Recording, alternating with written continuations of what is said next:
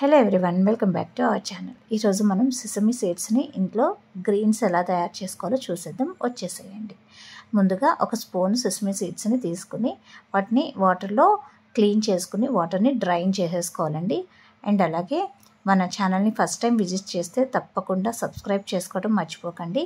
ఒక ట్రే తీసుకోండి. లోపు దానిలో టిష్యూ పేపర్ని యాడ్ చేసుకుని ఈ డ్రైన్ చేసుకున్న తర్వాత ఈ సెసమీ సీడ్స్ అన్నింటినీ కూడా ఆ ట్రేలోకి వేసేసుకుని మొత్తం అంతా పేపర్ అంతా వచ్చేలాగా స్ప్రెడ్ చేసేసుకోండి. అండ్ ఫస్ట్ టైం చేస్తున్నాను కదా, చాలా కేర్ఫుల్గా చేశాను అనమాట. సో నా వీడియోలో మీకు అది నోటీస్ అవుతుంది. అండ్ వచ్చేటప్పటికి ఇది స్టార్ట్ చేశాను. అండ్ లిడ్ పెట్టేసి డార్క్ ప్లేస్లో పెడితే డే 1కి ఇలా వచ్చాయన్నమాట. 24 hours తర్వాత వాటర్ని స్ప్రింకిల్ చేసేసుకుని మళ్ళీ సేమ్ లిడ్ క్లోజ్ చేసేసి డార్క్ ప్లేస్లో పెట్టేస్తే డే 2కి మొలకలు రావటం నోటీస్ చేశాను నేను. మళ్ళీ as it is water sprinkle చేసి సేమ్ లిడ్ పెట్టేసి మూత పెట్టేసి గట్టిగా టైట్గా పెట్టేసేయటమేనండి. మొదటి 3 రోజులు టైట్గానే పెట్టేసేయాలి మూత. 3 రోజుల తర్వాత చక్కగా కొంచెం పెరిగి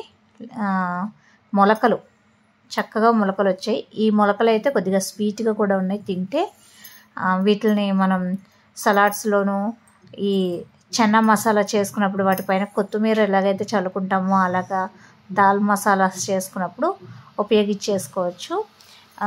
6 daysకి అయితే చాలా బాగా లీవ్స్ అది వచ్చి బాగున్నాయండి.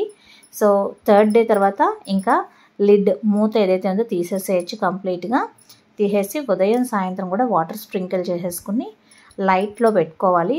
సన్లైట్లో అయితే డైరెక్ట్గా పెట్టేయకూడదండి. ఇది మనం మట్టితో చేయటం లేదండి, కేవలం వాటర్ స్ప్రింకిల్ చేసుకుంటూ చేస్తున్నాం కాబట్టి just shaded light early morning టైంలో కానివ్వండి, ఈవినింగ్ టైంలో కానివ్వండి, లేదు ఇంట్లోనే వెలుతురు వచ్చే ప్లేస్లో పెట్టుకున్నా కూడా సరిపోతుంది. అండ్ ఇది 4th డేకి అండ్ అలాగే ఇది 6th డేకి ఇలాగ వచ్చాయన్నమాట. మనం ఈ చెన్నా మసాలాస్లో, ఆమ్లెట్స్లో, దోశల్లో, కర్రీస్లో పైన కొత్తిమీర చల్లుకుని ఉపయోగించుకోవచ్చు. ఫ్రిడ్జ్లో కూడా స్టోర్ చేసుకోవచ్చు. దీన్ని హ్యాపీగా ఒక 10 days అయితే ఉంటుంది. మరి వీడియో నచ్చింది కదా, ఒక లైక్ చేయండి.